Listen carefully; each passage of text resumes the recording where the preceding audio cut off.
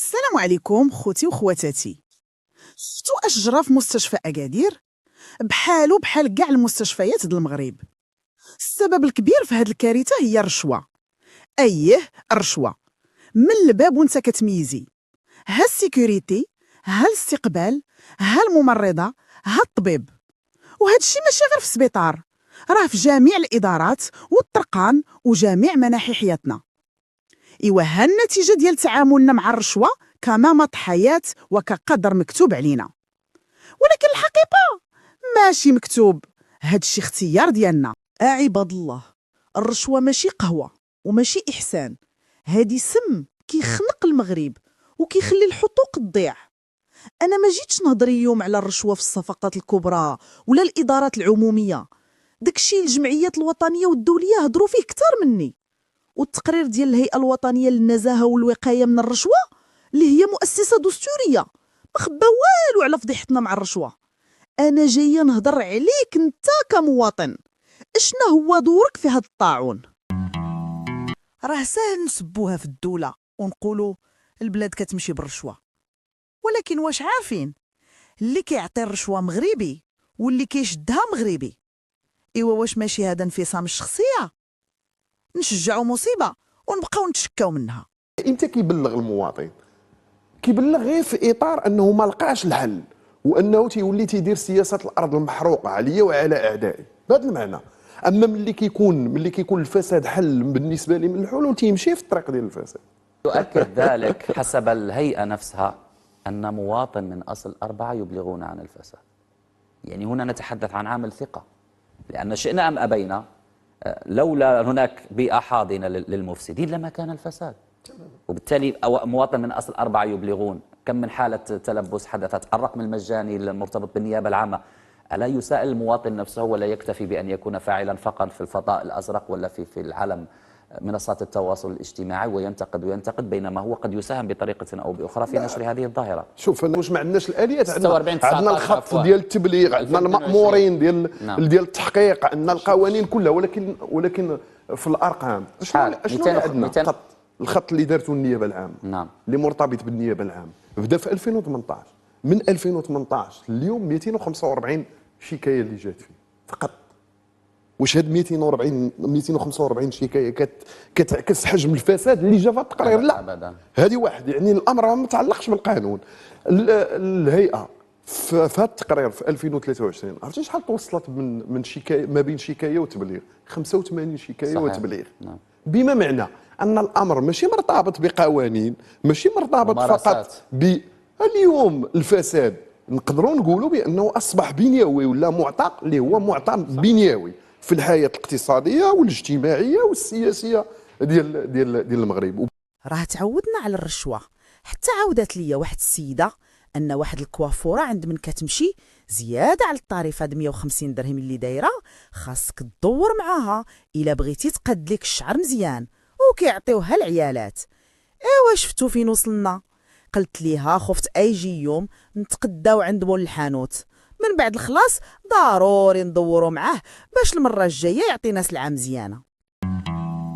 نجي للموظف وغنقول ليه باش من حقك تشد الرشوه على خدمه انت مخلص عليها من الدوله. كيفاش كيبان لك راسك وانت كتكبر ولادك بفلوس حرام ودعاوي اللي فرضتي عليهم الرشوه؟ كاين موظف اللي غيقول لي راه درت خدمتي كما يجب، غير المواطن حسن ليا بخاطرو. غنجاوبك بهاد الواقعه اللي جرات في زمان الرسول صلى الله عليه وسلم.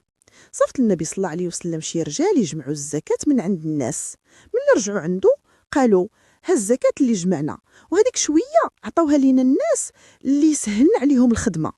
غضب النبي صلى الله عليه وسلم وقال لهم واش ما كنتوش تجلسوا في ديوركم وتشوفوا واش الناس غادي يجيبوا لكم هدايا بلا ما تكونوا خدامين؟ يعني اللي كيخدم في مصلحه عامه ما خصو ياخذ حتى هديه بسبب منصبه، حيت هذاك الشيء راه رشوه مقنعه. الموظفين راكم قدوه، ما تخليوش الرشوه تولي عندكم عاده. شوفوا هاد القصه من واحد المستشفى في اوروبا. كان فرملي كيعتني بواحد العجوز، ملي غادي يخرج من السبيطار جاو ولادو باش يشكروه، عطاو ليه باكيه د الشكلاط و20 اورو. رفض ياخدها وقال لهم شكرا بزاف، ولكن انا هذه خدمتي وعليها كناخد اجري. مشاو عند الشاف ديالو وقالوا ليه بغينا نشكروا الفرملي على الخدمه اللي دارها لبابانا. جاوبهم الشاف بهدوء: كنتفهمكم، ولكن ممنوع نعطيو الهدايا للطاقم الطبي حيت هذيك خدمتهم وكيتخلصوا عليها. العائله الحات عليه. قال لهم الشاف: ديروا حاجه وحده، شريو من الكافيتيريا شي حلوه بهذا 20 اورو ونفرحوا بها جميع.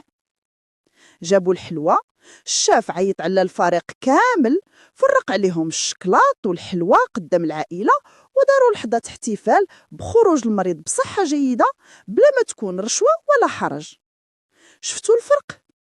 الشكر ممكن، ولكن بلا ما يتحول للرشوه كتفسد الخدمه وتخلي الموظف يولي مياز بين الناس. ايوا انت اللي كتنسى الدين والقوانين والضمير، واش عمرك ضربتي الحساب النهار اللي غتحصل؟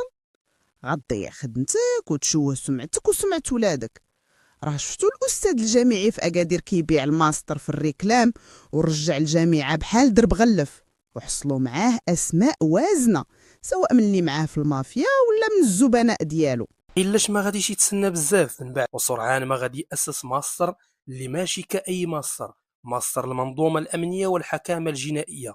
والحدود هاد الفيديو لا تزال التحقيقات جارية، والاعتقال ديال أحمد قلش ما شملوش فقط لوحده، وإنما غادي يتم اعتقال المحامية اللي هي الزوجة ديالو، وكذلك ابن أحد الموظفين في المحكمة الابتدائية بأسفي، وعدد كبير من المنتسبين إلى سلك القضاء، وكذلك المحاماة اللي تم وضعهم تحت المراقبة القضائية في انتظار استكمال التحقيقات القضائية.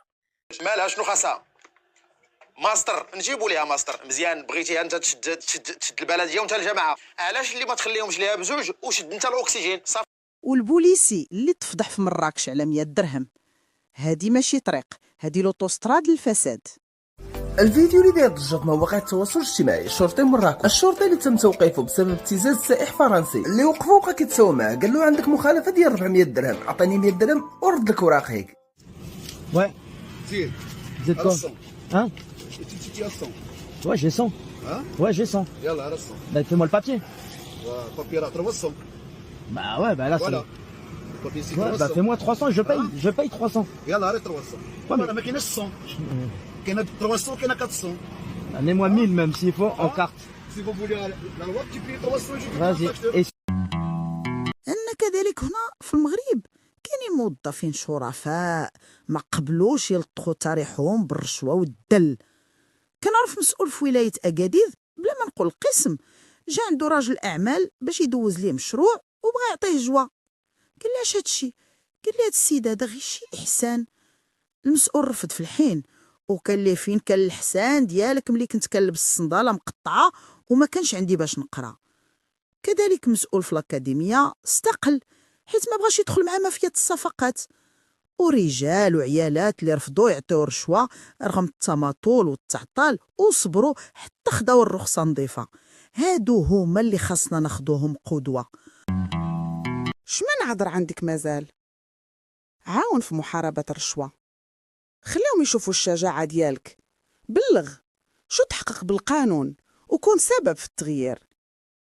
الرشوة ماشي قدر، هي اختيار، وحنا اللي خصنا نقرروا يا نحاربوها يا نزيدوها، وديما مع لازهور بإيجابية نفضحوا باش بلادنا نصلحوا.